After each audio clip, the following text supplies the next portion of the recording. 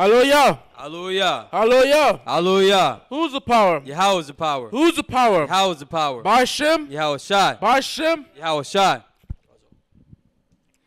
The blessing of the Shabbat. Repeat the English. Repeat the Hebrew only. Blessed be Yahweh in the name of the anointed Yahweh Shai that gives us the Shabbat in peace. Baruch Yahweh. Baruch Yahweh. Bahashem Mashiach Yahweh Shai. Bahashem Hamashiach Yahweh Shai. Hawa Nathan Nawa. Hawa Nathan Lanawa. Hashabath. Hashabath. Bashalom. Bashalom. Blessed be Yahweh in the name of anointed Yahweh Shai that gives us the law. Baruch Yahweh. Baruch Yahweh. Bahashem Mashiach Yahweh Shai. Bahashem Hamashiach Yahweh Shai. Hawa Nathan Nawa. Hawa Nathan Lanawa. HaTorah. HaTorah. Blessed be Yahweh in the name of anointed Yahweh Shai that gives us the light to see. Baruch Yahweh. Baruch Yahweh. Bahashem Mashiach Yahweh Shai. Bahashem Hamashiach Yahweh Shai. Hawa Nathan Nawa. Hawa Nathan Lanawa. Ha'awar. Ha'awar. Laka'ah. Laka'ah. Blessed be Yahweh in the name of anointed Yahweh Shai that gives us the ram's horn to call the people. Baruch Yahweh. Baruch Yahweh. Bahashem Mashiach Yahweh Shai. Bahashem Hamashiach Yahweh Shai. Shalakia. Hawa Nathan Nawa. Hawa Nathan Lanawa. Ha'awar. Ha'awar. Ha'ayol. Ha'ayol. Quran. Quran. Lakra'ah. Lakra'ah. Ha'ayin. Ha'ayin. Blessed be Yahweh in the name of the anointed Yahweh Shai that gives the olive oil to anoint Israel. Baruch Yahweh. Baruch Yahweh. Bahashem Mashiach Yahweh Shai. Bahashem Hamashiach Yahweh Shai. Hawa Nathan Nawa. Hawa Nathan Lanawa. Hashaman. Hashaman. Zayath. Zayath. Lamashak. Lamashak. Yasha'ala. Yasha'ala. Bahashem. Bahashem. Hamashiach. Hamashiach. Yahweh Shai. Yahweh Shai. The water. The water. Famyad. Tamyad. Aman. Aman. Psalms 121. Psalms 92 in the English. The blessing of Shabbat. The book of Psalms, chapter 92.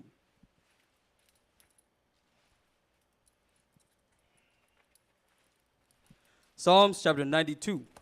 It is a good thing to give thanks unto the Most High, and to sing praises unto thy name, O Most High, to show forth thy loving kindness in the morning, and thy faithfulness every night, upon an instrument of 10 strings, and upon the psaltery, upon the harp with a solemn sound.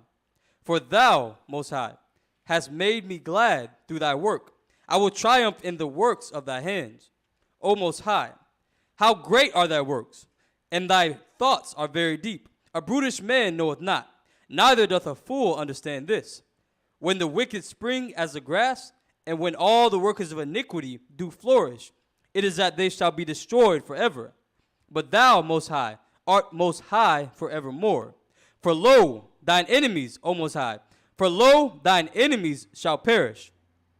All the workers of iniquity shall be scattered, but my horn shalt thou exalt like the horn of a unicorn. I shall be anointed with fresh oil. Mine eye also shall see my desire on mine enemies, and mine ears shall hear my desire of the wicked that rise up against me. The righteous shall flourish like the palm tree. He shall grow like a cedar in Lebanon. Those that be planted in the house of the Most High shall flourish in the courts of our power. They shall still bring forth fruit in old age. They shall be fat and flourishing, to show that the Most High is upright. He is my rock, and there is no unrighteousness in him. Bahashem, Hamashiach Yahweh Shai, the water Tamyad, Amen. Amen. Hallelujah. Hallelujah. Hallelujah. Hallelujah. Psalms 121 in the English, the blessing of the Shabbat. The book of Psalms, chapter 121. I will lift up mine eyes unto the hills, from whence cometh my help.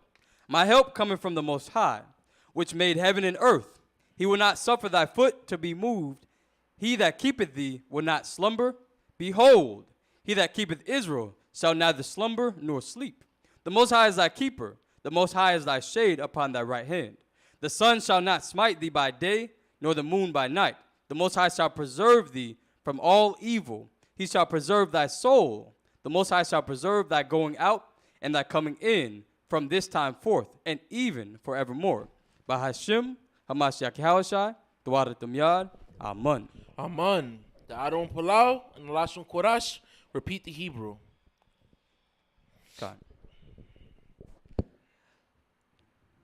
Abanawa, Abanawa, Shabashamayim, Shabashamayim, Kodash, Warash, Haya, Haya, Shamka, Shamka, Yahweh, Yahweh, Malapavka, Malakavka, Taba'a, Taba'a, Watazaka, Tazaika, Haya, Haya, Aisha, Aisha, Baharataza, Baratza, Kawa, Hawa, Haya, Haya, Bashamayim, Hashemayim, Nathan Lanawa, Lanawa, Lachum, Lacham, Kayawam, Haiwam, Wasalakinawa, Salaknawa, Kabawafinawa, Kabwafinawa, Kasalakinawa, Salaknawa, Kabawafinawa, Kabwafinawa, Wala'a, Wala'a, Tabayanawa, Tabiyanawa, Banasayawan, Basaiwan, Abo, Abo, Hawashinawa, Shainawa, Mayan, Manrai. Rai, Go ahead. Rai, Right. Kaya, Haya, Laka, Laka, Hamalakwaf, Amalakwa, Waha'ala, Wa'ala, Wahathai Paraf, Haipara, La'ibulumyum, Lawulanium, Bahashim, Bahashem, Hamashiach, Masyak, Yahawashai, Awashai, the water, the water, the Myad, Tamyan, Amen.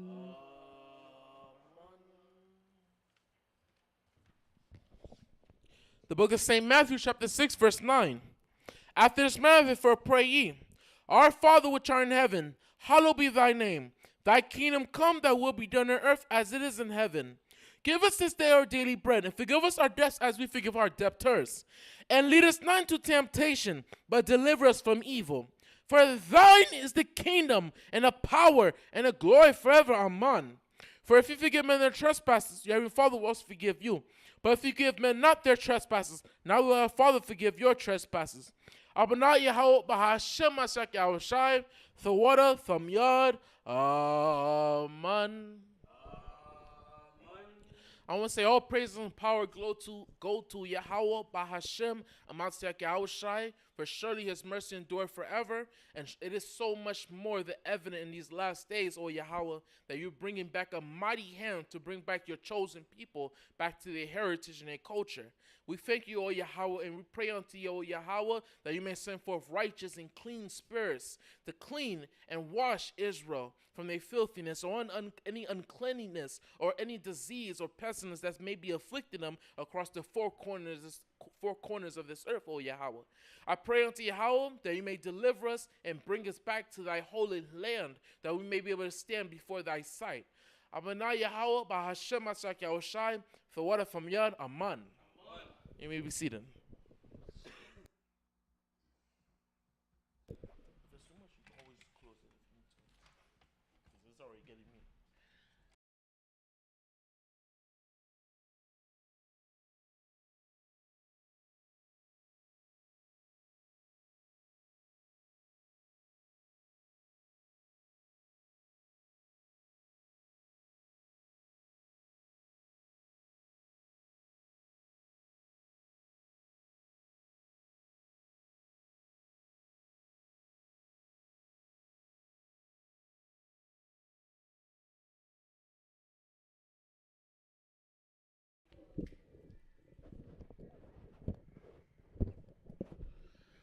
Shalom, shalom to the nation of Israel. I want to say all praises and power and glory go to Yahweh, Bahashem Amashiach Yahushai, who the world so ignorantly called Jesus Christ, and our true God Yahweh. I want to thank the Most High that He's bringing us, He secured us, and He allowed us to survive this week. Because it seems like every week and every day here in Babylon just gets worse. And sometimes you never know what you may be going through tomorrow or the next day. So we thank the Most High that we're allowed to gather together. We still have time to be able to gather together like this.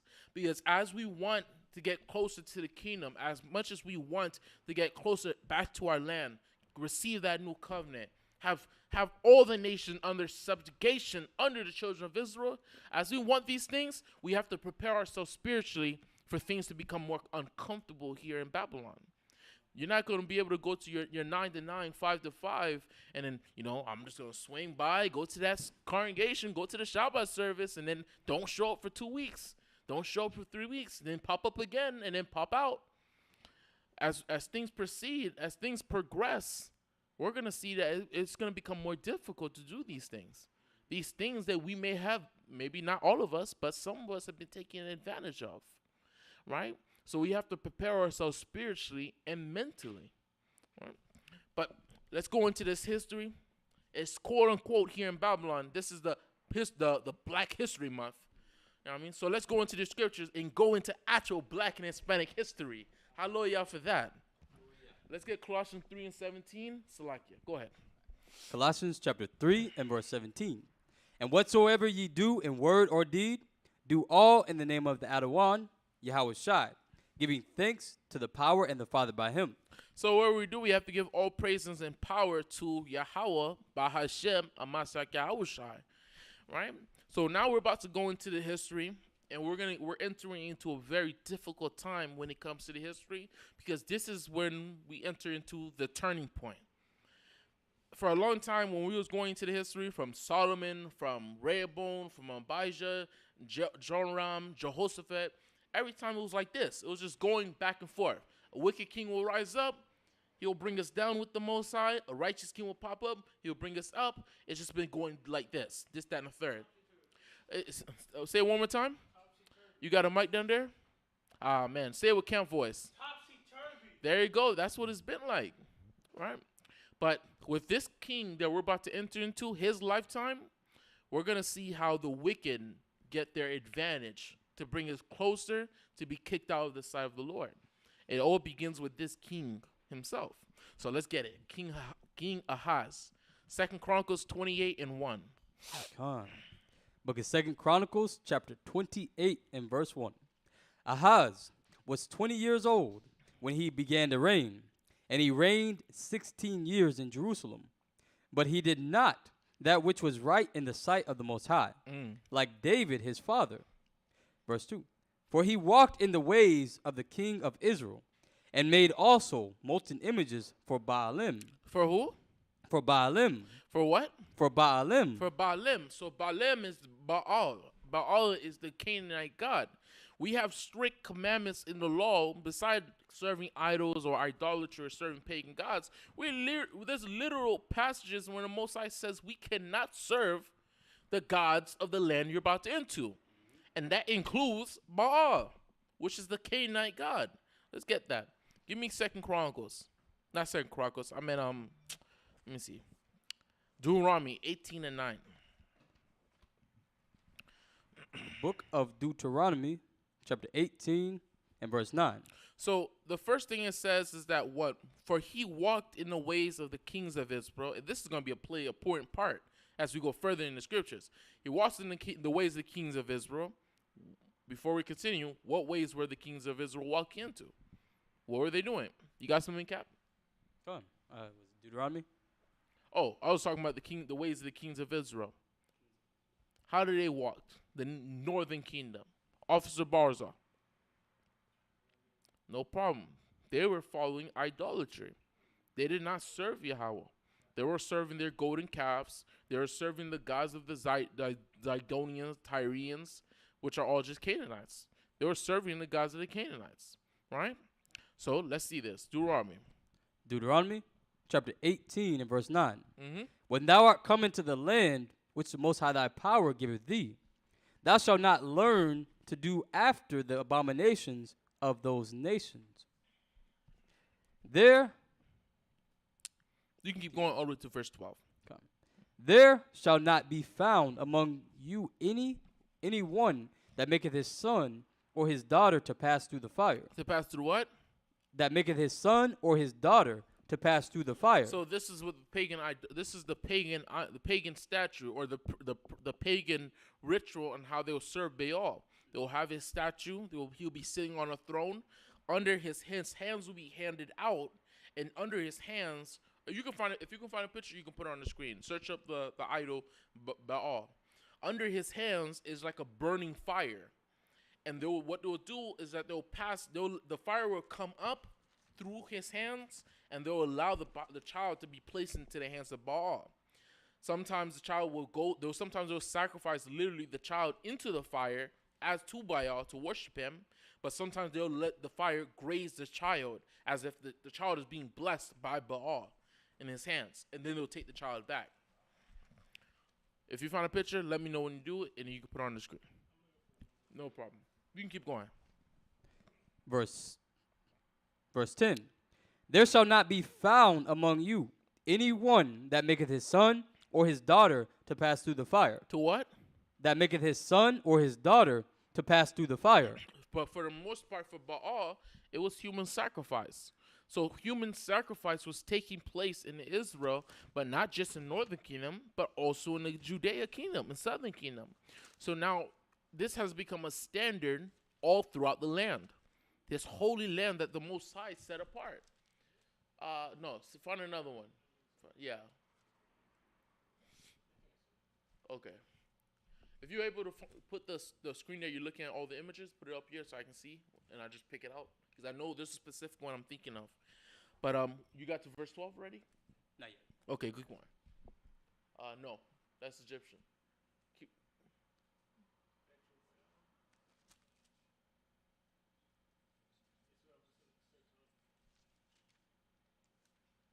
The reason why there's a multiplistic amount of things coming up is because Baal is used as a synonym for the devil, so that's why. Yeah. So, but I think I saw one that was good. Keep going up. Where did you leave off in the script? Or are you finding a precept? Verse 10. Okay, go. You can read verse 10, and if you have a precept, you can pull it. Go ahead. It says, there shall not be found among you any one that maketh his son or his daughter to pass through the fire, or that useth divination, or an observer of times, or an enchanter, or a witch, or a charmer, or a consulter with familiar spirits, There you go. or a wizard, or a necromancer. Salakia, you sharing the screen? Go ahead. So this is a good example of Baal worship, where they'll throw the child into the hands of Baal, but it will be touched in the fire, which means it was human. It was sacrifice.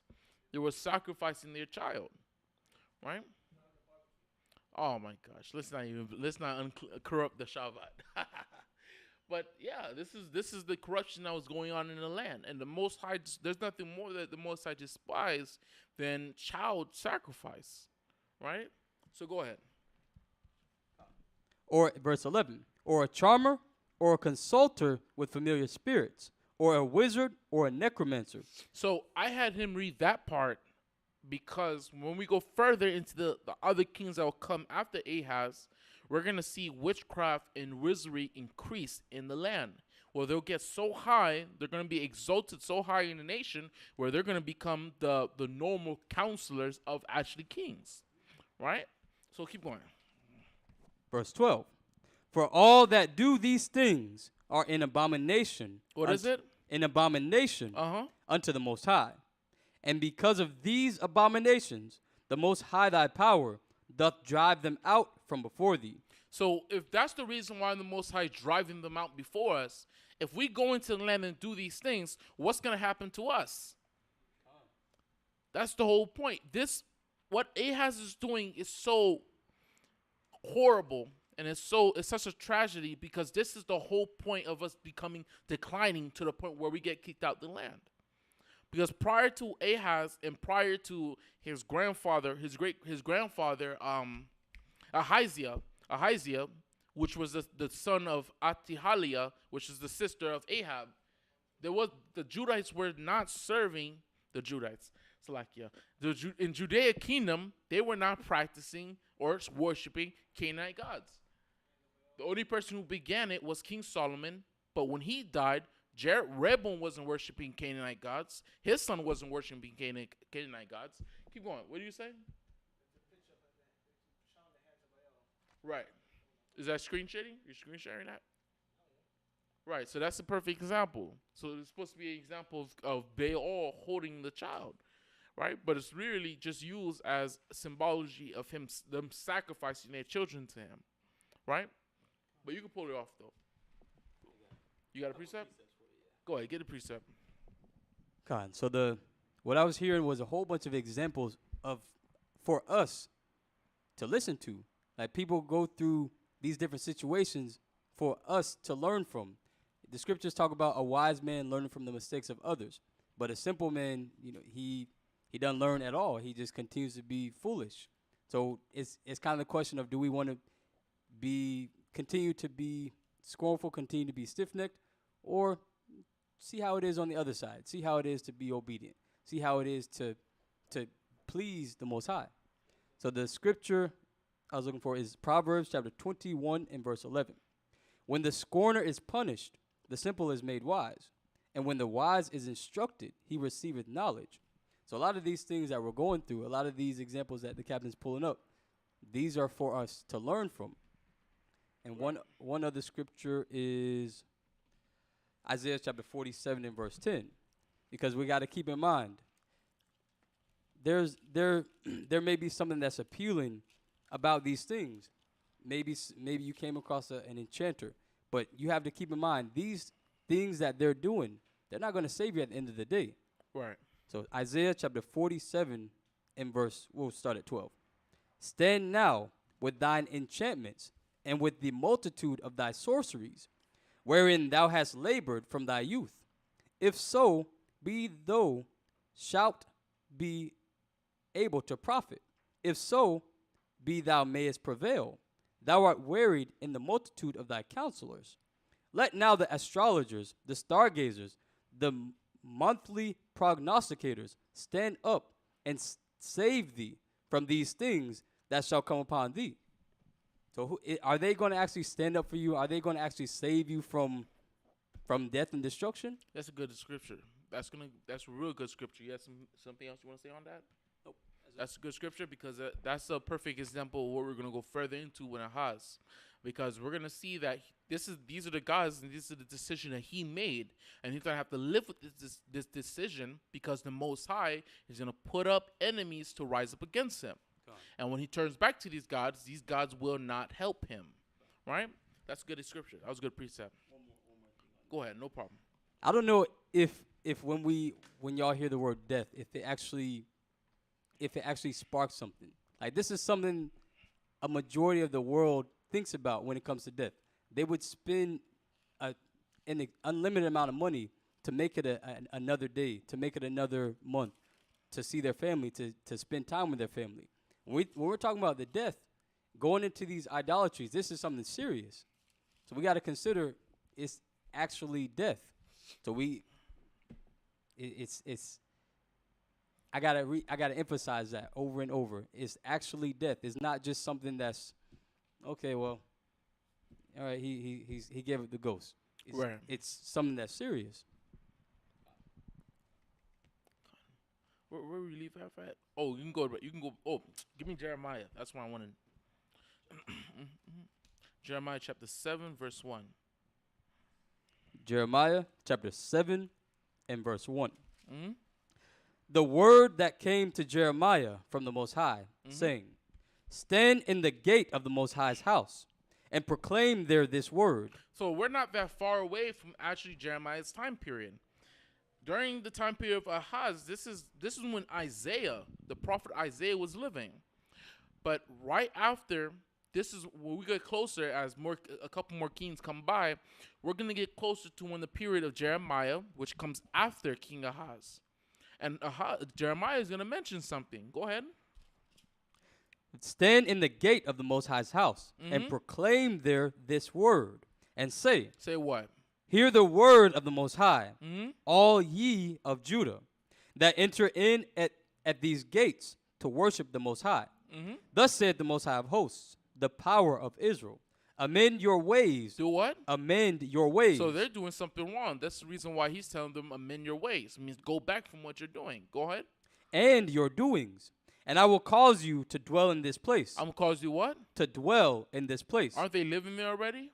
Why is he telling them to dwell? I'm going to allow you to dwell in this place. Because by the time period of Jeremiah's life, this is when he's pleading with the children of Israel to repent, pleading the children of Israel to turn back from their ways because Babylon is about to come in and cause us to exile, cause us to go into captivity, right? So jump down to verse 8.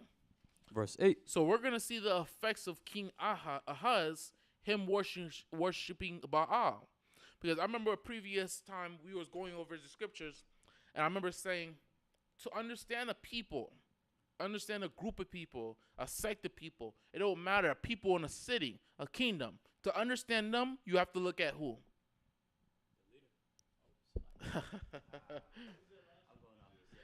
You got to look at Khan.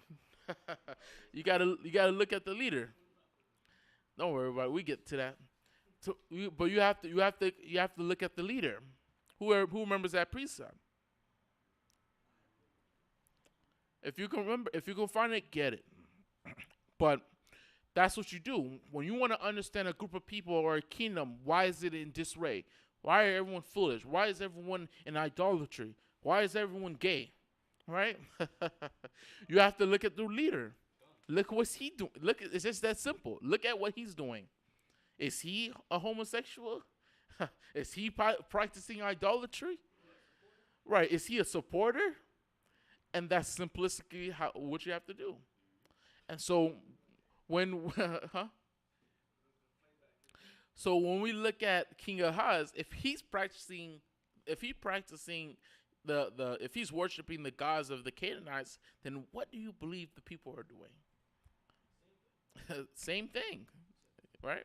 You got a precept? Hold your precept. Finish that in verse 8, and then you can get your precept. Jeremiah chapter 7 and verse 8. Mm-hmm. Behold, ye trust in lying words. What happened? Ye trust in lying words. You trust in lying words. That sound like some Negroes and Hispanics. Keep going. That cannot profit. Keep going. Will ye steal? What it say? Will ye steal? Will you steal? Come on. Murder? Uh-huh. And commit adultery? Come on. And swear falsely? Uh-huh. And burn incense. Burn what? Burn incense unto Baal. Unto who? Unto Baal. Unto what? Unto Baal. Unto Baal. Jeremiah is after the time of Ahaz. He's, I think, 5 or 6 or 7 kings after him.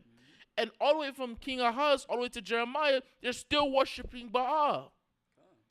So this shows us the effect of him doing this, right? You had a precept?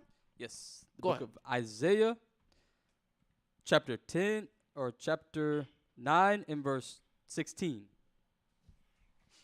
So this is reiterated all throughout the scriptures. The captain gave a great example. The leaders of the people, and whatever the leader is doing, likely the people that's under them, they're going to be doing the same. What was the precept? Isaiah chapter 9 and verse 16. I'll read it for you. The book of Isaiah chapter 9 verse 16. For the leaders of this people caused them to err. Who was it? King Ahaz? King Ahaz, Khan. What was King Ahaz? Read that again. For the leaders of this people caused them to err. Khan. So we have, being in a certain role, we have certain responsibilities. Now, if we're to lead a people, we got to consider our ways and how it affects everyone else, and that whole trickle-down effect. Go ahead. And they that are led of them are destroyed.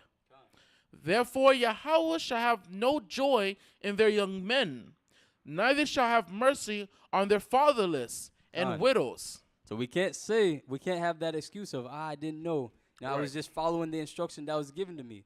The scriptures talk about us being circumspect and also learning from the examples that we're given. That's why it's important for us to have this history class. In order for us to create a better future, we got to learn about the past. Right. You want me to keep going? No, that's it. All right. If you find that precept I was talking about, I'll let you read it. You can read it. But we can go back to 2 Chronicles chapter 28. Book of 2 Chronicles, chapter 28, and verse 5. Verse 5, yeah. Wherefore the Most High, his power, delivered him into wait, Salakia. Verse 3. Salakia. Okay, Salakia. Verse 3. 2 Chronicles chapter 28 and verse 3. Moreover, he burnt incense in the valley of the son of Hinnom, and burnt his children in the fire, after the abominations of the heathen whom the Most High had cast out before the children of Israel. He sanctified also and burnt incense. Sacrificed. Oh, go ahead. He sacrificed also and burnt incense in the high places and on the hills and under every green tree. Wherefore the Most High his power delivered him unto the hand of the king of Syria. And they smote him and carried away a great multitude of them captives. So remember who this is so poetic. Remember who the Most High is first delivering him into. Captain Alia, Who did he first deliver him into after sacrificing and committing all this idolatry? Who the first people that the Most High sent against the children of Israel, since the children of Judah? Let's read it again. Verse 5. Verse 5. Wherefore the Most High his power delivered him unto the hand of the king of Syria. And they smote him, and carried away a great multitude of them captives. Okay, so what people? One more time? One more time? The Syrians. This is going to be very important. It's going to play a part later in this chapter. Keep going. And brought them to Damascus. And he was also delivered unto the hand of the king of Israel, who smote him with a great slaughter. Verse 6. So there's two people coming against him. First is the Syrians, and then the Most High is sending him against the Most High is sending against him the king of Israel. Now, I want to see who's going to get this. Why is this? What's the word for it? Poetic. Why is this poetic? Most High has a humor. I'm gonna tell you. Most High has a humor. I'm gonna tell you. So why is this poetic? Who's gonna get it? Let's see. Anybody on the comment board? Why is this poetic? Most High sent him against Judah, the king of Syria, and the king of Israel. Why is this poetic?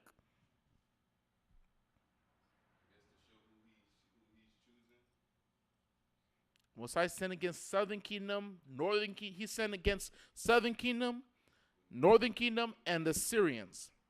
I'm gonna give you a hint. It has something to do with northern kingdom. That's all I'm gonna say.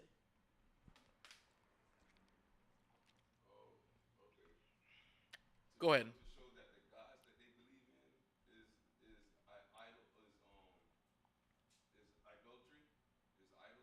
You're close. Nah.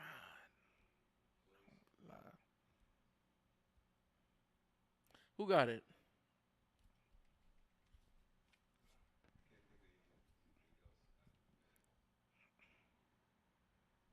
Let him give. I'm gonna give you.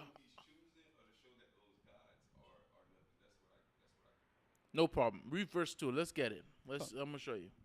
Verse 2. Mm-hmm. 2 Chronicles 28 and verse 2. Uh-huh. For he walked in the ways of the king of Israel. What did he do? He walked in the ways of the king of Israel. He walked in the king Ahaz of Judah, walked in the ways of king of Israel, and that way was worshiping the Canaanite gods. Mm-hmm. But when he did that, that was transgressing the law. Mm-hmm. So how did the Most High punish him? By taking the kings of Israel and made them go fight against him. Mm-hmm. But the kings of Israel were worshiping those gods. So the same people who worship those gods, the Most High take those people and fight against them with. You understand? That's like poetic that the Most High did that. Because you would think that the king of Israel. No, you would think that the king of Israel or the northern kingdom would be at somewhat allied with southern kingdom because they're both worshiping the same gods now. Judah's not worshiping Yahweh anymore. He's worshiping Baal. Just like the Puerto Ricans and Hispanics and North American Indians. They're worshiping Baal. So you'll think they'll be allied, but that's not how the Most High did it. They thought they would be making this pact together, and then the Most High used the same people who's already worshiping Baal, oppressed them. You see, that's why it's poetic. Right, go ahead. Back at verse 6. Go ahead. Verse 6. Yeah. For Pekah, the son of Remaliah, slew in Judah 120,000 in one day, which were all valiant men, because they had forsaken the Most High power of their fathers. And Zikri, a mighty man of Ephraim, slew Maaseiah, the king's son, and Azrikam, the governor of the house, and Elkanah, that was next to the king. And the children of Israel carried away captive of their brethren 200,000 women, sons, and daughters, and took also away much spoil from them, and brought the spoil to Samaria. Verse 9. But a prophet of the Most High was there, whose name was Oded, and he went out before the host that came to Samaria, and said unto them, Behold, because the Most High power of your fathers was wroth with Judah, he hath delivered them into your hand, and ye have slain them in a rage that reacheth up unto heaven. And Oh, it's just still on my mind. So, Captain Alia, make a good example. I was just thinking about it. Like, for example, let's say me and you, right? I seen you and I want to become close and become friends with you, right? And what do you like to do? Like the fish, right? Okay. And let's say I said, hey, Alia, can I go fishing with you? And I go fishing with you in hopes that me and you become cool, become friends. And then we and you go fishing, and then you end up beating me up. That's the exact opposite of what I wanted. You see, it's the same thing with Judah and Israel. They ended up worshiping the same gods as Israel, and the Most High ended it up that Israel beats up Judah. I was trying to think of a good example. Yeah. I'll praise the Most High. Hallelujah. Where we left that at? verse 9, I want to say. Mm-hmm. Verse 9. But a prophet of the Most High was there, whose name was Oded, and went out before the host that came to Samaria, and said unto them, Behold, because the most high power of your fathers was wroth with Judah, he hath delivered them into your hand, and ye have slain them in a rage that reacheth upon the heavens. How did their rage reach up to the heavens? Because one, they didn't just fight against them and defeat them. They fought against them and defeat them, took them as slaves, and then also took and spoiled their possessions. Right? So this is how they dealt this evil that they did reached up to the side of the Most High. Because the Most High was the one who sent them against Judah. But they did more that was required of them. Right? You going? Verse 10. And now ye propose to keep under the children of Judah and Jerusalem for bondmen and bondwomen unto you. But are there not with you, even with you, sins against the Most High your power? Right. So it's a question. Don't you already have sins? Like, you already in bad terms with the Most High. How are you going to now oppress his people that are at least a little bit serving him, but you've fallen all the way off the wagon? Right? You think the Most High is basically with you? The Most High is not with you. He just allows you to do this to punish them. Right? Go ahead. Verse 11. Now hear me, therefore, and deliver the captives again, which ye have taken captive of your brethren, for the fierce wrath of the Most High is upon you. Right. Then certain of the heads of the children of Ephraim, Azariah the son of Johanan, Berechiah the son of Berechiah. Berechiah the son of Meshillemoth, and Jehizkiah the son of Shalom, and Amasa the son of Hadlai, stood up against them that came from the war, and said unto them, Ye shall not bring in the captives hither. One more time. And said unto them, Ye shall not bring in the captives hither, for whereas we have offended against the Most High already, ye intend to add more to our sins and to our trespass. For our trespass is great, and there is fierce wrath against Israel. So the armed men left the captives and the spoil before the princes and all the congregation. So basically, they surrendered their slaves, the Judite, African Americans, Haitian, and West Indian slaves. They surrendered them to the princes, the chief fathers, right? Because they realized that they already got too much on their plate going on with the Most High for them to add on even more, right? Keep going. Verse 15. And the men which were expressed by name rose up and took the captives with the spoil clothed all that were naked among them, and arrayed them, and shod them, and gave them to eat and to drink, and anointed them, and carried all the feeble of them upon donkeys, and brought them to Jericho, the city of palm trees, to their brethren. Then they returned to Samaria. Right. At that time did King Ahaz send unto the kings of Assyria to help him. For again the Edomites had come and smitten Judah, and carried away captives. Verse 18.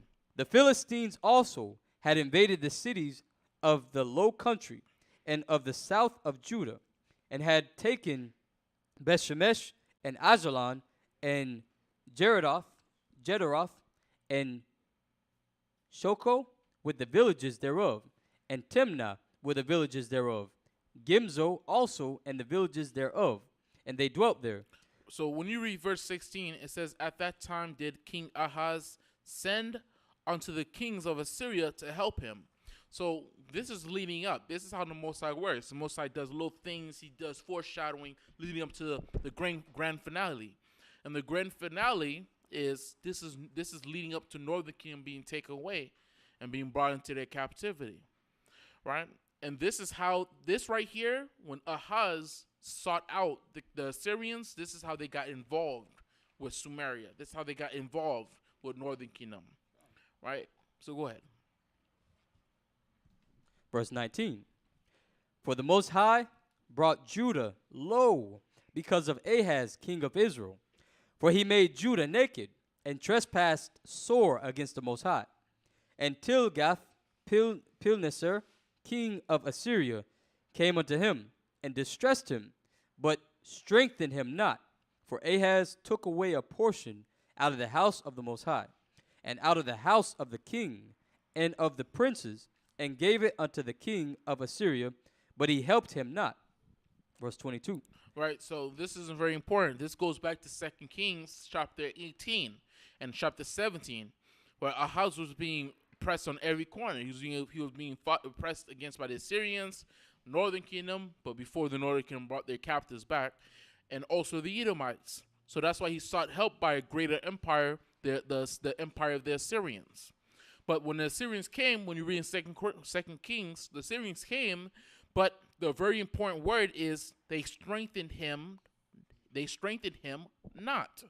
So when they came, whatever they did helped his situation, but it didn't directly help him as Southern Kingdom. Because when you read in 2 Kings chapter 8:17, it talks about how they came and they were fighting against Damascus, and they took spoils of them. That sort of helped Judah, but that didn't directly help Judah by helping them fight against the Edomites, help them fight and get the towns that they lost against the Philistines, against the Northern Kingdom. So they didn't directly help him. It just helped his situation slightly. Right? So we can keep going. Verse 22. And in the time of his distress did he trespass yet more against the Most High.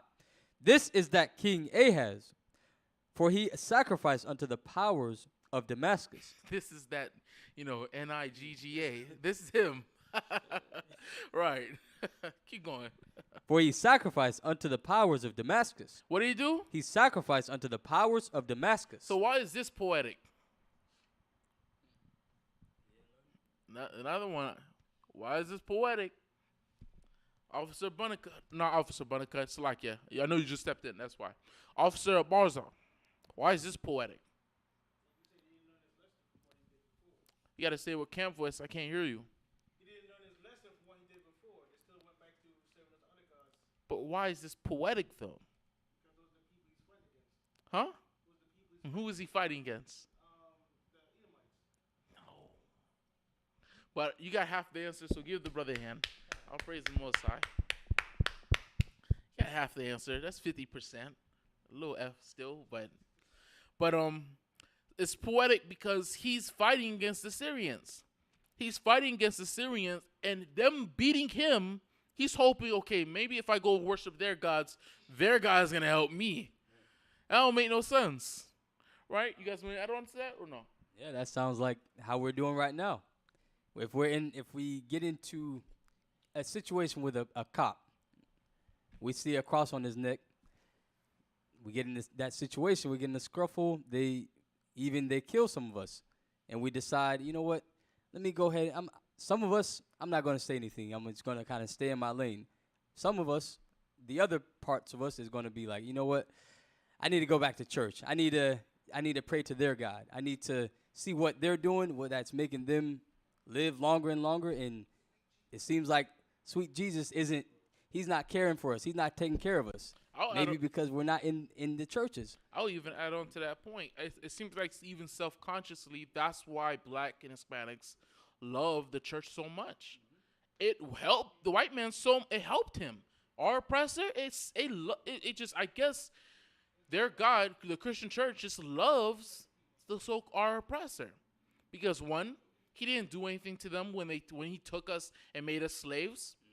He helped them bring us over here and oppress us and build up America. So a lot of times it seems like self-consciously why black and Hispanics go to Christianity, because it helped so-called white men so much. So they want that help for themselves. This is the reason why it's so poetic for a King Ahaz. But we can keep going on. That's a good point. Verse, let's say 24. Verse 24. Back at verse 23. For he sacrificed unto the gods of Damascus, which smote him. And he said, Which what? Which smote him. Which smote him. Made no sense. Right? Go ahead. And he said, because the gods of the kings of Syria help them, therefore will I sacrifice to them, that they may help me. Yeah, their gods help them defeat you. So you're going to go sacrifice them? That made no sense. Right? Keep going. But they were the ruin of him and of all Israel. Keep going. And Ahaz gathered together the vessels of the house of the Most High, and cut in pieces the vessels of the house of the Most High, and shut up the doors of the house of the Most High. And he made him altars in every corner of Jerusalem, and in every several city of Judah.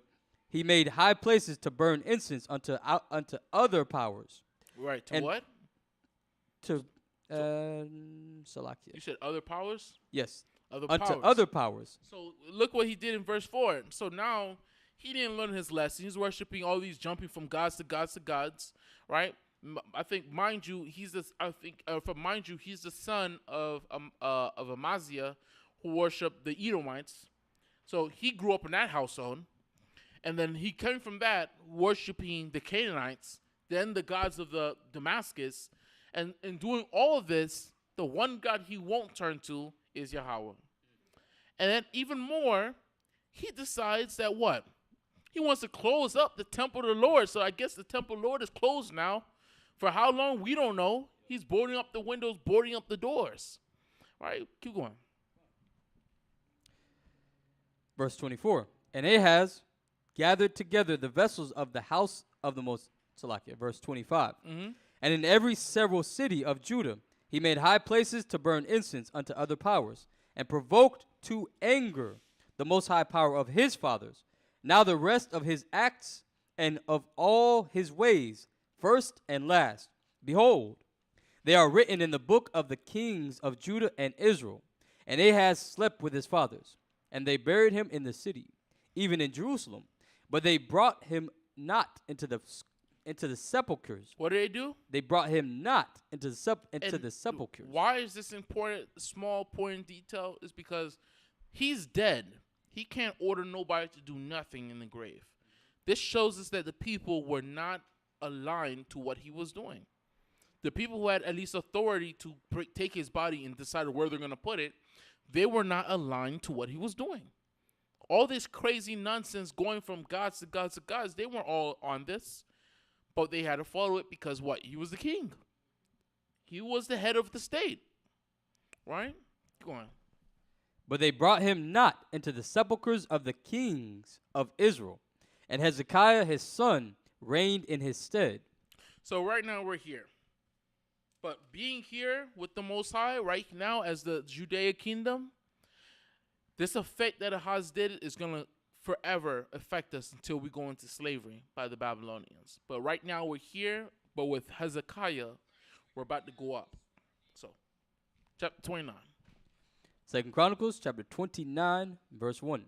Hezekiah began to reign when he was 25 years old, and he reigned 29 years in Jerusalem. And his mother's name was Abijah, the daughter of Zechariah. And he did that which was right in the sight of the Most High, according to all that David his father had done. He, in the first year of his reign, in the first month, opened the doors of the house of the Most High. Okay, pay attention to this, because it's going to play a part, like I said before, with any other verse, going to play a part for later on. Read that verse 3 one more time. Verse 3. He, in the first year of his reign, In the first month. In what month? In the first month. Okay, so this is the first month. Why does the first month play an important role for us as Israelites? Officer Bunnacut. One more time. No one can hear you. Can't voice. The first month, we have both Passover and the Feast of Unleavened Bread. A little louder.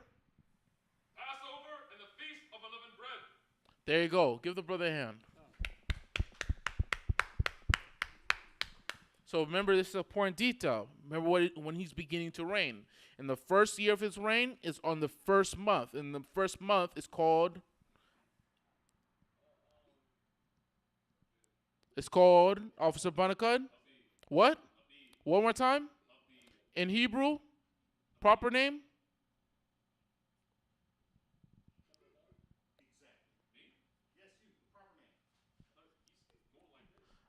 You saying, so I'm going to give Barzal a chance. Officer Barzal.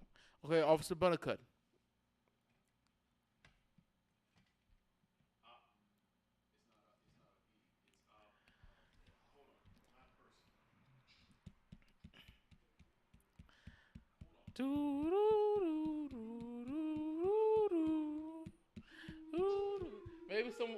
Maybe someone in the comment board can help you. What's the name of the first month as Israelites? If you're on the comment board, what's the answer? Go ahead, Captain. One more time? One more. Abib. Abib. That's the name of the first month as Israelites. It's the month of Abib. So go ahead. Come. Opened the doors of the house of the Most High and repaired them. Verse 4. And he brought in the priests and the Levites and gathered them together unto the east street and said unto them, Hear me, ye Levites, sanctify now yourselves and sanctify the house of the Most High power of your fathers, and carry forth the filthiness out of the holy place. For our fathers have trespassed and done that which was evil in the eyes of the Most High, our power, Right. and have forsaken him, and have turned away their faces from the habitation of the Most High, and turned their backs, and they have shut up the doors of the porch, and put out the lamps, and have not burned incense, not offered, nor offered burnt offerings in the holy place unto the Most High power of Israel.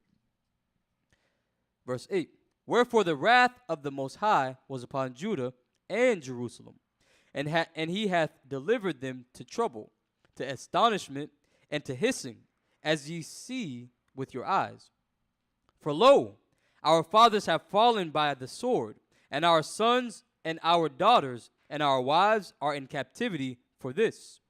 Now it is in mine heart to make a covenant with the Most High power of Israel, that his fierce wrath may turn away from us.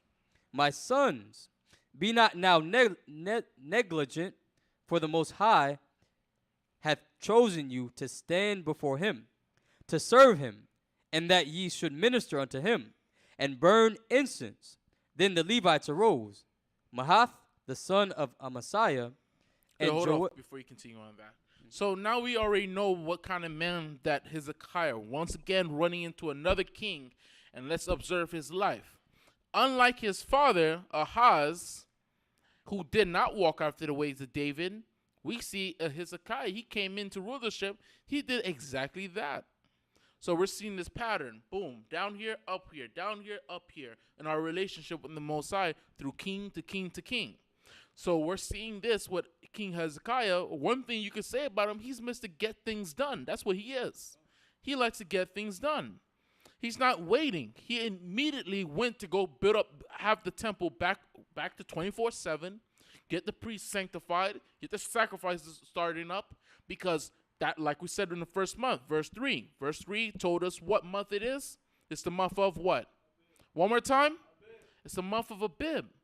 So around the corner, what's coming? Around the corner of the first month is coming what? One more time? I can't hear you. I think I hear a Christian.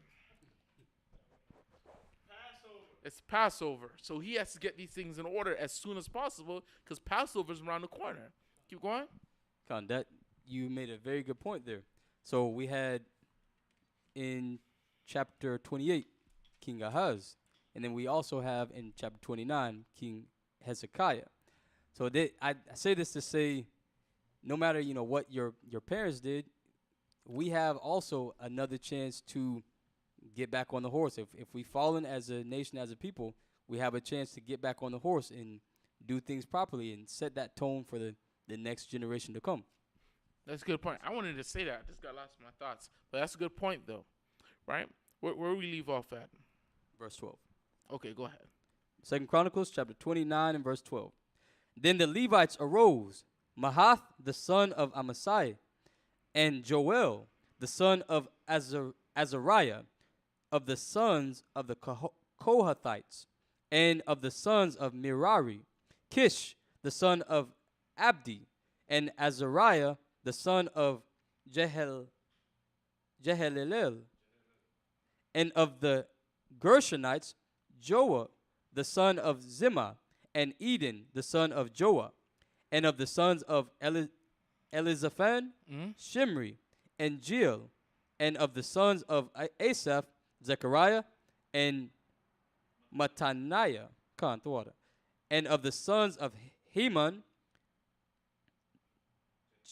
Jehiel, and Shimei, and of the sons of Jeduthun, Shemaiah, and Uzziel. And they gathered their brethren and sanctified themselves, and came, according to the commandment of the king, by the words of the Most High, to cleanse the house of the Most High. And the priests went into the inner part of the house of the Most High to cleanse it, and brought out all the uncleanliness that they found in the temple of the Most High into the court of the house of the Most High. And the Levites took it to carry it out abroad into the brook Kidron. Verse 17. Now they began in the first day of the first month to sanctify, and on the 8th day of the month came they to the porch of the Most High. So they sanctified the house of the Most High in 8 days. And in the 16th day. What day? The 16th day. Wait, hold on. It's the 16th day. There's something that's not mentioned. What's not mentioned here? Huh? Nope. Read it one more time. Verse 17. Mm-hmm. Now they began on the first day. The first day, come on. Of the first month. Of the first month, come on. To sanctify. To sanctify, as we read in verse 3. Keep going. And on the 8th day. On the 8th day. Of the month came they to porch of the Most High. Uh-huh. To the porch of the Most High. So they sanctified the house of the Most High in the 8 days. In the 8 days. Keep going. And in the 16th day. And the 16th day. So what is not being mentioned here? Huh? Nope. Nope. That's not what I'm asking. What's not being mentioned here?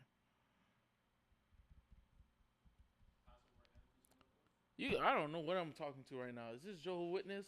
How did a Jehovah's Witness get in here at LOZ headquarters where only Israelites are entering into here? Right? Go. Passover and the Feast of Unleavened Bread. There you go. Passover and the Feast of Unleavened Bread is not being mentioned. Now, who can tell me why? It's right in front of your eyes. It's right there on the page.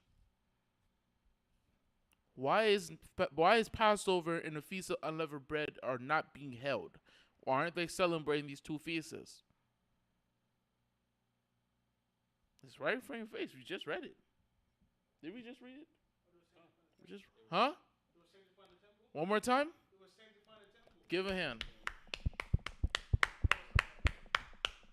That's the reason why they didn't sacrifice. They didn't celebrate the Passover on the unleavened bread at that time, because the temple of the Lord was not sanctified. The priests of the Lord were not sanctified.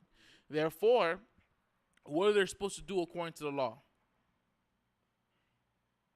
What are they supposed to do?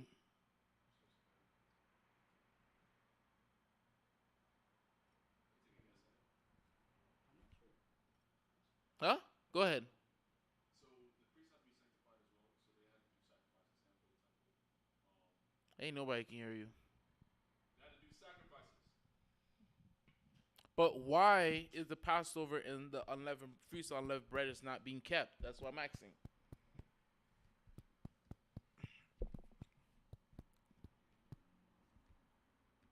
What we said is because they were sanctifying the temple. That's true.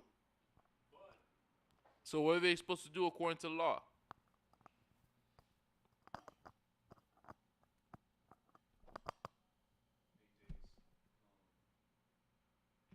8 days. I gotta, yeah, you know what you gotta do, Officer Barzal? You gotta give me a pad so I can press that button and record myself making that sound so it can go on. But what they're supposed to do, if they're not able to keep it on the first month, they're supposed to reconvene on the second month on the 14th day. Give me the book of Numbers chapter 9. 1 second. Or rather, question. Numbers chapter 9, verse 11. Hold on. Numbers chapter 9. Book of Numbers, chapter 9 and verse 11. Uh-huh. The 14th day of the second month, at even they shall keep it, They're going to keep the Passover. Keep going. and eat it with unleavened bread and bitter herbs. They shall leave none of it unto the morning, nor break any bone of it. According to all the ordinances of the Passover, they shall keep it.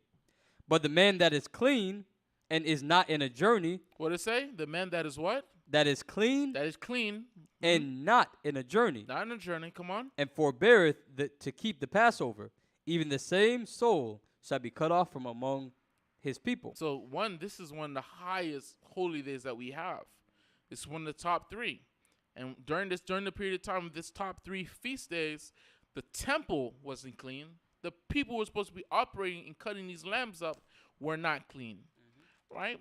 So even though they weren't able to do it that first month, they needed to reconvene or do it on the second month on the same day. But let's keep going to the law. Keep going.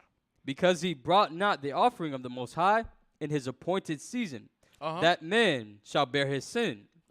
And if verse 14, and if a stranger shall sojourn among you, You said verse 14? yes, Verse 11. Let me see. Yep. I'm sure there's Yeah. maybe 10. Speak unto the children of Israel, if a man. Con, verse 10. Speak unto the children of Israel, saying, if any man of you or of your posterity shall be unclean by reason of a dead body, or be in a journey afar off, yet he shall keep the Passover unto the Most High. But how? The 14th day of the second month. Of what? Of the second month. Of the second month. Come on. At even they shall keep it, and eat it with unleavened bread and bitter herbs. So give me 2 Chronicles 2. Give me 2 Chronicles 30 and 2. But you had a comment. Go ahead and give me your comment. So it's 2 Chronicles 30 and 2. Second Chronicles? Now, it strictly says in the law if it's of a dead body or a long journey. But what's going on here in 2 Chronicles, it doesn't mention whether anybody's being defiled through a dead body or a long journey. That's the reason why when you read verse 2, it tells us that the children of Israel and the chief fathers, they came to the king and they counseled. He received counsel on this, on what they were supposed to do. Because it wasn't because of a dead body that the priests were unclean or unsanctified to do their work. And it wasn't because of a journey or uncleanliness of a dead body that the temple couldn't been used to do the Passover, set the Passover and start. So that's why they had to do counsel on this. But go ahead. Book of 2 Chronicles, chapter 30 and verse 2. For the king had taken counsel. What did he do? Had taken counsel. Taking counsel, come on. And his princes and all the congregation in Jerusalem to keep the Passover in the second month. So they had to take counsel on that. So there's some stipulations on why they did it in the second month, but that's why they did it on the second month. They didn't keep it on the first month, right? So it so happens that's when King Hezekiah began his rulership, and they worked as fast as they could, but they couldn't make it that first month. But you had a comment? No comment? They couldn't make it that first month. No. But they were clean. They're clean on the 8th day. No, they weren't. They weren't. Read 2 Chronicles 29. 2 Chronicles, chapter 29 and verse 12. Was it verse 12? Oh, verse 17. Oh, Khan, the water. Verse 17. Now they began in the first day of the first month to sanctify, Uh-huh. And on the eighth day of the month came they to the porch of the Most High. So they sanctified the house of the Most High in 8 days. In 8 days, from the first day to the 8th of the month of Abib. Come on. And in the 16th day And in the 16th day of the first of month, the first month, they made an end. that's when they do. What did they do? They made an end. That's when they finished completing everything they needed done. It wasn't just sanctifying the house of the Lord. It also involved sanctifying the altar, sanctifying the priests of the Lord, and the Levites. So that's when they finished on the 16th day. But we had another comment. Go ahead. Okay. Where do we leave off? Verse 18. Go ahead. Verse 18, 2 Chronicles chapter 29, verse 18. Mhm. Then they went in to Hezekiah the king and said, we have cleansed all the house of the Most High, See, now that's when they're saying this. Keep going. and the altar of burnt offering, with all the vessels thereof, and the showbread table, and with all the vessels thereof. Moreover, all the vessels which King Ahaz in his reign did cast away in his transgression. So now they're telling King Hezekiah that they're doing all of this, but they didn't say it in the 8th day. They're telling him that they did this. They're telling this after they made an end of it on the 16th day. So this is the reason why. This is another reason why they couldn't keep it on the 14th. But if you can do me a favor, can you pass me a bottle of water? The water cap. I appreciate it. Go ahead. Have we prepared and sanctified? And behold, they are before the altar of the Most High. Then Hezekiah the king rose early and gathered the rulers of the city and went up to the house of the Most High. Verse 21. And they brought 7 bullocks and 7 rams and 7 lambs and 7 he-goats for a sin offering for the kingdom and for the sanctuary and for Judah. Right, 7, 7, 7. Completion, completion, completion. Right? Keep going. And he commanded the priests, the sons of Aaron. That's a nice cheat number, because having to sacrifice a calf or a lamb for a people that's supposed to be as the stars of heaven. That's a cheat. Huh? It's all good. That's a cheat number right there. Completion. Go ahead. And he commanded the priests, the sons of Aaron, to offer them on the altar of the Most High. So they killed the bullocks, and the priests received the blood and sprinkled it on the altar. Likewise, when they had killed the rams, they sprinkled the blood upon the altar. They killed also the lambs, and they sprinkled the blood upon the altar. And they brought forth the he-goats for the sin offering before the king and the congregation, and they laid their hands upon them, and the priests killed them, and they made reconciliation with their blood upon the altar, to make an atonement for all Israel. For the king commanded that the burnt offering and the sin offering should be made for all Israel. And he set the Levites in the house of the Most High with cymbals, with psalteries, and with harps, according to the commandment of David, and of Gad the king's seer, and Nathan the prophet. For so was the commandment of the Most High by his prophets. Verse 26. And the Levites stood with the instruments of David, and the priests with the trumpets. And Hezekiah commanded to offer the burnt offering upon the altar. And when the burnt offering began, the song of the Most High began also with the trumpets, and with the instruments ordained by David, king of Israel. Verse 28. And all the congregation worshipped, and the singers sang, and the trumpeters sounded, and all this continued until the burnt offering was finished. And when they had made an end of offering, the king and all that were present with him bowed themselves and worshipped. Moreover, Hezekiah the king and the princes commanded the Levites to sing praise unto the Most High with the words of David and of Asaph the seer. And they sang praises with gladness, and they bowed their heads and worshipped.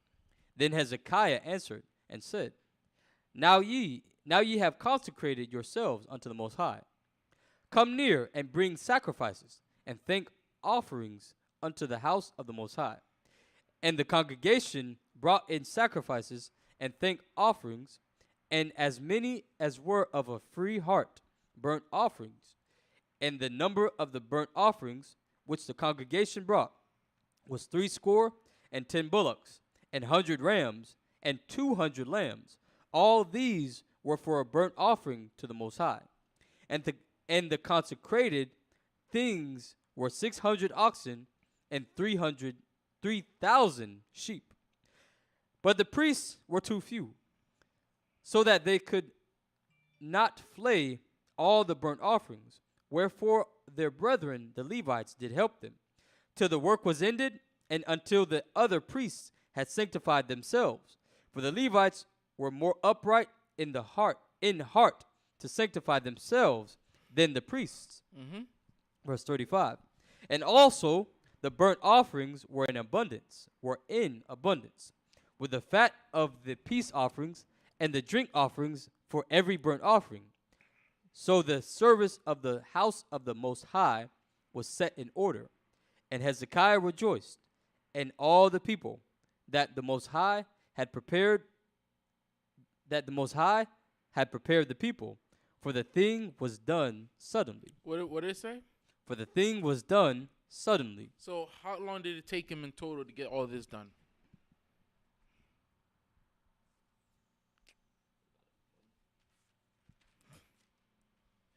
Oh gosh, Captain O'Cole.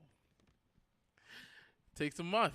It was all done in 1 month. This is why he said it was done suddenly, because his rulership began what? The first day of the first month of the year, the month of Abib. By the 16th, he was already almost finished. So all of this only took a month, and you have to really think about it. All these problems about the house of the Lord being unsanctified, the priests being unsanctified, all these problems, this spans over the lifetime of multiple kings, and all of it was undone in 1 month. This is King Hezekiah, meant to get things done, right? Let's keep going. 2 Chronicles chapter 30 and verse 1. Uh-huh. And Hezekiah sent to all Israel and Judah. Wait, now hold on. What did he say? And Hezekiah sent to all Israel and Judah. He said all Israel and Judah, right? So this is southern kingdom and northern kingdom. Con? Southern kingdom and northern kingdom. Read on. And wrote letters also to Ephraim and Manasseh, that they should come to the house of the Most High at Jerusalem. So I'm gonna say something that's a problem about this. You know what's the problem about this? Israel's already been cast out. Israel was already taken by the Assyrians and led away as slaves and captives. Right? So who is he sending these letters to? Don't believe me? Give me Second Kings chapter 17, verse 1. This is the reason why when you're going over this history, you have to go back and forth from Kings to Second Chronicles. 2 Kings to 2 Chronicles, 1 Kings, 1 Chronicles. You have to keep going back and forth because they're showing two folds of what the same person's lifetime. It's not just reiterating information. There's more on David's rulership in 2 Chronicles than there is of the rest of it in 1 Kings. Right? Go ahead. Book of 2 Kings, chapter 17 and verse 1. Uh-huh. In the 12th year of Ahaz, king of Judah, began Hoshea, the son of Elah. The king of who? What's his name? The king of Judah began Hoshea, the son of Elah, right, to reign in Samaria over Israel 9 years. And he did that which was evil in the sight of the Most High, but not as the kings of Israel that were before him. Against him came up Salmanassar, king of Assyria, and Hoshea became his servant. What did he do? Hoshea became his servant. So he became his servant, which deals with more, what's that word? That's the word for it. Tributary. It deals more with tributary. He wasn't taken out. There was no deportation of anybody who was living in Samaria or in Northern Kingdom yet. But keep going. And gave him presents. Verse 4. And the king of Assyria found conspiracy in Hoshea, for he had sent messengers to So king of Egypt, and brought no present to the king of Assyria. You can jump down to verse 5. Verse 5. Mm-hmm. Then the kings of Assyria came up throughout all the land and went up to Samaria and besieged it 3 years. Uh-huh. In the 9th year of Hoshea, the king of Assyria took Samaria. What did he do?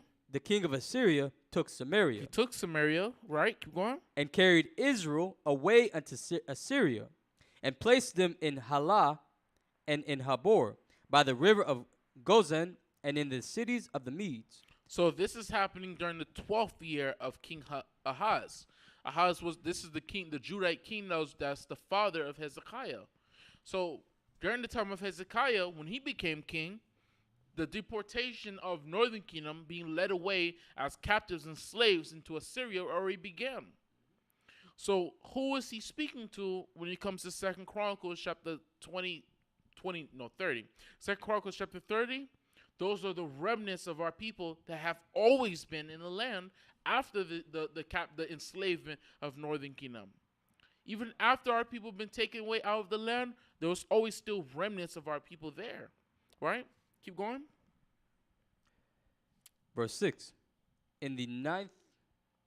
Verse 7.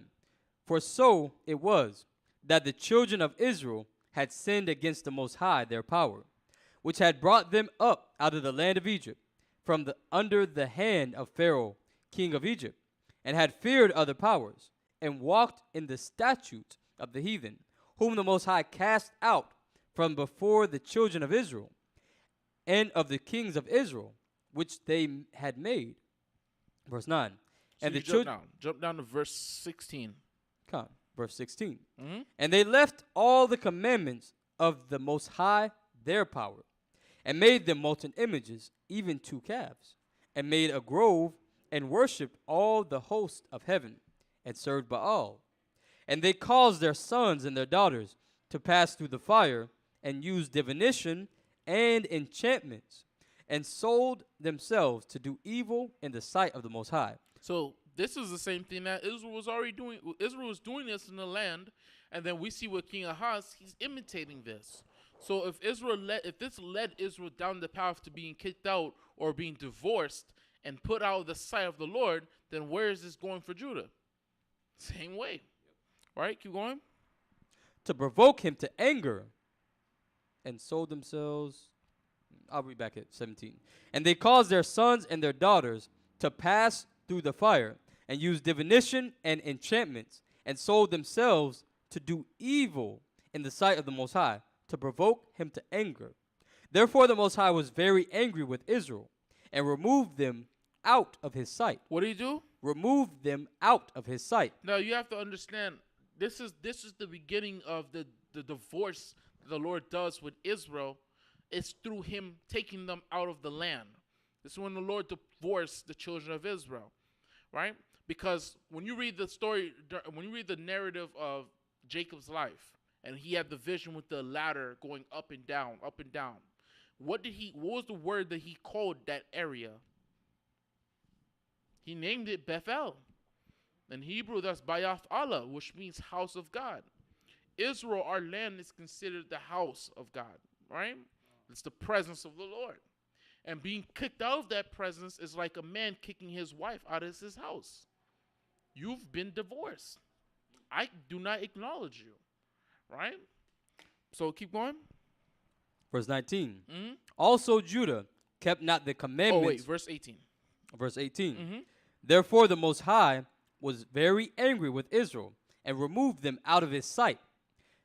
There was none left but the tribe of Judah only. What did it say? There was none left but the tribe of Judah only. So it's saying the tribe of Judah, but that really in Hebrew, the word tribe there is actually Shabbat. It's Shabbat, not Shabbat. Shabbat as Shabbat, which means stick or branch. And that goes back to Ezekiel chapter 37, where it talks about the 2 sticks, the sticks of Judah, the stick of Israel. So this shows us that one, it's telling that only the Judea or southern kingdom is there, but we don't see that when we go in 2 Chronicles 30. So let's keep going. Let's go to 2 Chronicles. 2 Chronicles chapter 30, Verse 1. verse 1. And Hezekiah sent to all Israel and Judah, and wrote letters also to Ephraim and Manasseh, that they should come to the house of the Most High at Jerusalem, to keep the Passover. To keep what? To keep the Passover. They don't even know what the Passover is. They don't even know what the Passover is. They long time forgot that. Right? Keep going. Unto the Most High power of Israel. For the kings had taken counsel, and for his princes and all the congregation in Jerusalem, to keep the Passover in the 2nd month. So hold that. Back to what it just said. He's sending these letters to Ephraim and Manasseh. We just went to Second Kings to show that they've already been deported. So who is he speaking to? This is the remnant of Israel that's always been in the land, even after they've been sent away into Caesarea as slaves. Let's read 2nd Ezra. Brothers already know this verse. Give me 2nd Ezra chapter 40. But there's a very specific verse in that chapter that a lot of brothers don't emphasize on. Read that. 2nd Ezra chapter 13, verse 40. Book of 2nd Ezra, chapter 13 and verse 40, and in the Red Apocrypha, page 31. Those are the 10 tribes. What are they? Those are the 10 tribes. What's the context? Read it one more time.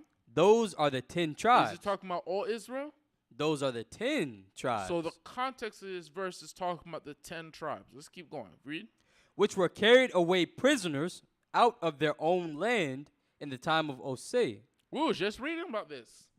We were just talking about this in 2 Kings, right? Keep going. Mm-hmm. The king, whom Salmanassar, the king of Assyria, led away captive, and he carried them over the waters, and so came they into another land. So now jump down, read verse 48. The context is still the same. It's still talking about the 10 tribes, northern kingdom, verse 48. Verse 48. But those that be left behind. One more time. Those that be left behind. One more time. Those that be left behind. Same context. Not talking about all 12. It's talking about the 10 tribes. And it says, but those that be left behind, read on. Of thy people. Of what? Of thy people. Of thy people. Come on. Are they that are found within my borders. They're found within the borders. This is the reason why when we read 2 Chronicles 30:1, is Hezekiah is sending letters to who? So-called Ephraim, sending out to Manasseh. When you keep going, you're going to see that it even mentions Zebulun. It mentions Issachar. Because there always been remnants of our people there. They just never were large enough to be classified as tribes. Let's prove that. Give me Ezra's. You know what I want, right? You know, Ezra. Ezra 1.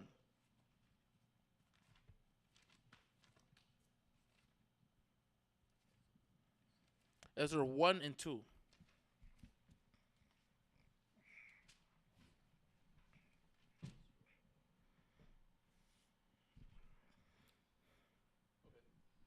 Book of Ezra, chapter 1 and verse 2. So what's coming about to come to the land of Israel, coming for Judah? It's about to be the Babylonian captivity. When the time Jeremiah comes in, that's the main focus. That's the main danger that's going to come in. So the Babylonians are going to come in. They're going to enslave us, take us as captives. Then the Persians are going to defeat them. And then we're going to be under subjugation, and in captivity to the Persian and the Medes. But then Cyrus is going to give us permission to go back into the land to build up our temple back to the Lord. So let's see who he classifies as there. Read verse 2. Book of Ezra, chapter 1 and verse 2. Uh-huh. Thus saith Cyrus, king of Persia, the most high power of heaven have given me all the kingdoms of the earth, and he hath charged me to build him an house at Jerusalem, which is in Judah. Verse 3, who is there among you of all his people? One more time. Who is there among you of all his people? Who's there among you of all his people? Jump down to verse 5. Let's see who's there. Verse 5. Then rose up the chief of the fathers of Judah. Of who? Of the fathers of Judah. Judah, come on. And Benjamin. And what? And Benjamin. Uh-huh. And the priests. And the what? And the priests. Uh-huh. And the Levites. And the Levites. Keep going. With all them whose spirit the Most High had raised, to go up to build the house of the Most High, which is in Jerusalem. So we can clearly see in 2 Chronicles chapter 30, verse 1, we can see that Ephraim and Manasseh are the people, some of them are there, but the bulk of them were taken as slaves and carried away by the Assyrians. So, but we see that they're not large enough to be classified as tribes in themselves, because the Most High's first promise to Abraham is that he's going to make the people as the stars of heaven. So now when you got, I don't know, like 5 million Levites, 5 million Haitians, 10 million African Americans coming out of nowhere, and then you got 15 million 15 million Jamaicans and West Indians, but you got 50 Puerto Ricans. You got like 30 Mexicans. Just is not going to be classified, right? They're in a minority now. But let's go back. 2 Chronicles, chapter 30, and verse 3. For they could not keep it at that time, because the priests had not sanctified themselves sufficiently. Mm-hmm. Neither had the people gathered themselves together to Jerusalem. And the thing pleased the king and all the congregation. So they established a decree to make proclamation throughout all Israel, from Beersheba even to Dan, that they should come to keep the Passover unto the Most High power of Israel at Jerusalem. For they had not done it for a long time in such sort as it was written. So we haven't had such a powerful Passover where it's all 12, as much as possible, as much as can be, the 12 tribes all coming down together to Jerusalem to keep the Passover. We just haven't had it. It haven't been so, right? But the key important detail is Beersheba and Dan are both cities. When you identify where Dan and Beersheba are, Dan is all the way near where Damascus, northern, up as far as possible, north of Israel. And you got Beersheba that's below, that's near the territories between Simeon and Judah. So when it says he sent letters throughout Beersheba all the way to Dan, he just means all throughout the territory, right? Keep going. Verse 6. So the post went with the letters from the king and his princes throughout all Israel and Judah, and according to the commandment of the king, saying, Ye children of Israel, turn again. Ancient Israel, Dan and Beersheba. Turn again unto the Most High power of Abraham, Isaac, and Israel, and he will return to the remnant of you that are escaped out of the hand of the kings of Assyria. Verse 7. And be not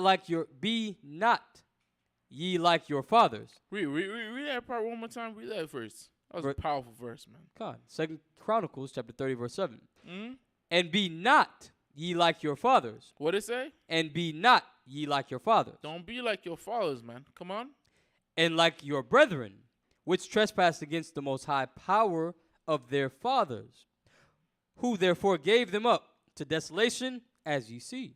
Right, so that tells us that the desolation happened during his time. He saw it. But the people he's speaking to are the remnant. Here, I actually sent a picture. I sent one. Actually, this is fine. Press this one. This is fine. Yeah.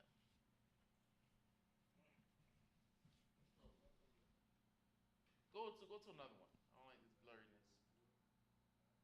Why are all blurry? That's crazy. Say doing work. He's working some work, man. Click it. Yeah. Let me see. I sent one on the Gmail. If you can see the Gmail, I sent one there.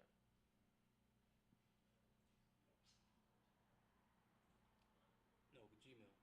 That's Outbox. Gmail.com. If they just share the screen and put this one up. This is fine. Just leave it like that. You sharing the screen?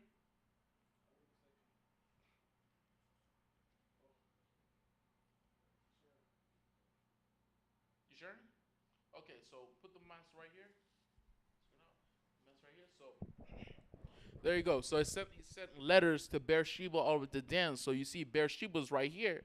This is between the territories of Simeon and Judah.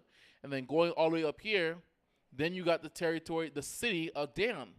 Dan is all the way up there, all the way to the north. So he just sent letters all throughout the land. Right? So now we can get back. Verse 2 Chronicles chapter 30 and verse 8. Now be ye not stiff-necked, as your fathers were, but yield yourselves unto the Most High, and enter into his sanctuary, which he hath sanctified forever, and serve the Most High your power, that the fierceness of his wrath may turn away from you.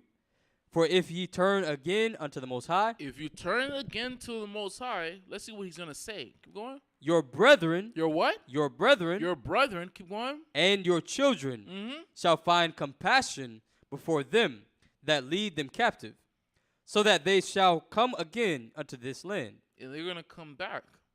But let's see what was, our brothers. Let's see what their response was. Keep going.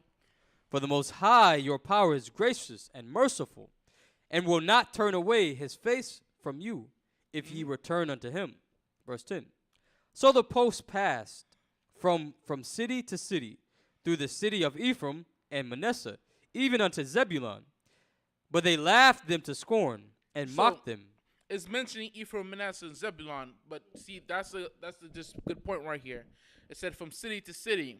The country of Ephraim, Manasseh, and Zebulun just means their territory. It's just generically using their territories as where they're sending the letters to. It's not say that Ephraim is still there, all of Ephraim is still there, Manasseh is all still there, Zebulun all still there, right? But their first response, hearing these letters, are what? But they laughed them to scorn, and mocked them. Just like some people, man. Just like some NIGGAs. Keep going. Verse 11. Nevertheless, diverse of Asher and Manasseh, and of Zebulun humbled themselves, and came to Jerusalem. Right. Also in Judah, the hand of the Most High was to give them one heart, to do the commandment of the king and of the princes by the word of the Most High. And there assembled at Jerusalem much people to keep the feast of unleavened bread in the second month, a very great congregation. So I want to say, Ba'ashem, Amasiak Yahushai, for what from Yad, Aman. Let's give him Most High a hand. Hey, all praise to the Most High. It was a powerful class. We've seen the devastation of our Northern Kingdom brothers, our Hispanic and Native American brothers being led away as captives and slaves through the Assyrian captivity. We see a wicked king be established, and then we see the uprising of a righteous one. And we see how the Most High works. But this is all leading toward us being led as captives into Babylon, and then coming back, being led away captives of Babylon, then Persia, and then coming back. Second Chronicles is almost finished. We have a few more chapters, and then we'll be going back to Joshua, and we'll be seeing when our people was first entering into the land. But I want to say all praise to the Most High. Anything else? Did I leave anything else off? Did I forget anything else? The announcements. That's So a good tune point. in Friday. You got the announcements. Fridays we're here 7 or 8 o'clock. Every class we'll have a Friday history class, bringing out some powerful information. So definitely tune in. Saturday Shabbat class with Chief Minister Shalimar on at 12 p.m. Starting sharp 12 p.m. That's also for Miami-Dade County. Treasure Coast will be at 1 p.m. and Lee County as well at 12 p.m. Then we got the Wisdom Wednesdays, hosted by Captain Shemshuan, powerful Captain Shemshuan, going over a whole bunch of great knowledge. Right. Going over the book of, the Apocrypha. Going over, what else? Going over lots of history. Khan, also, Tawada. Sunday, Life or Death. That'll begin at around 8:30 until. So tune in. Don't miss out. And make sure to leave a like. Make sure you leave a like if you have subscribed. Encourage someone else to subscribe. The job doesn't stop there. Repost the video, send the video, do whatever you can to push this truth as much as possible. Because guess what? We're doing our part, but you have to do your part too. Right? We're sitting here in the flesh, but you have to be doing over there. You have to be with us in the spirit. Khan. Right? So beside that, the captain just made a good mention. In a couple months, we're going to be having our own Passover. Hallelujah.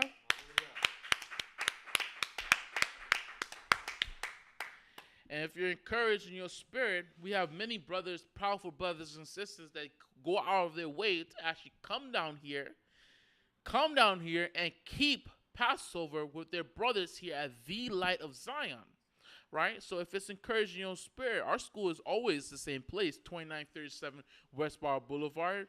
Our Passover this year is going to be what date? The 14th of April? Okay. Fairwater. It's going to be on the 14th of April. So if you're interested in coming here and keeping the Passover, we're going to add on more information on the location, the time, the fees, whatever so, tomorrow at announcements at the end of the Shabbat service. So, but beside that, let's stand and face east. Go ahead. Tuesdays. Go ahead. Salakia. I forgot the days for a little bit there. So there's also Tuesday. We can't forget that day. Tuesday, Bring It Out show, radio style talk show. So call in. Anything you have, and call in, get your question answered. Call in to talk to the chief of chiefs, Right. and get a whole bunch of great music suggestions. Come on. All right. So all praise to the Most High. That's powerful. So let's stand and face the east. Set this prayer up so we can go hit these streets and teach our people, man. The blowing the shofar.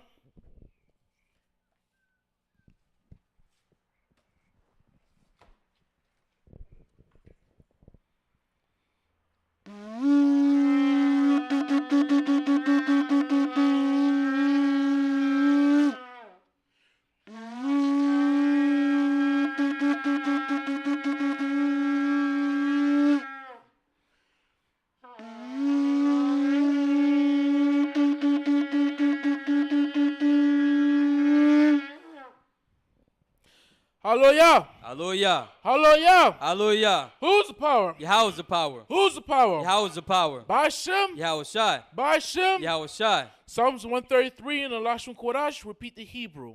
Shayar. Shayar. Hama'alwaf. Ama'alwaf. Ladawad. Ladawad. Hana. Ana. Ma. Ma. Tawab. Tawab. Wama. Wama. Nayam. Naayam. Shabath. Shabath. Akyam. Akyam. Gum. Gum. Yakad. Yachad. Kashaman. Kashaman. Hatawab. Atawab. Al. Ayel. Haraash. Araash. Yorad. Yorad. Al. Ayel. Hazakwan. Azakwan. Zakwan. Zakwan. Aharan. Aharon. Shayorad. Sayorad. Al. Ayel. Paya. Paya. Mariawafiwa. Malewathiwa. Katol. Katol. Kabomwan. Karomwan. Shayorad. Sayorad. Al. Ayel. Arya. Haraya. Taziawan. Tazayawan. Kaya. Kaya. Sham. Sham. Tazawa. Tazawa. Yahweh. Yahweh. Af. Ath. Habraka. Abracha. Kayam. Kayayam. Ain. I. Hailwam. Iwalam. Bahashim. Bahashim. Amasiak. Hamashiach. Yahushai. Yahushai. The water. The water. From Yad. Damyad. Aman. Amun. Psalms 133. The book of Psalms, chapter 133 in English. Behold, how good and how pleasant it is for brethren to dwell together in unity.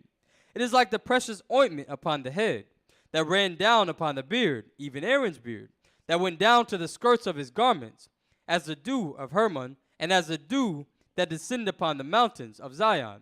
For there Yahweh commanded a blessing, even life forevermore. Bahashim, Hamashiach Yahushai, the Water Yad, Amen. Aman. Hallelujah. Hallelujah. Let me get some visual.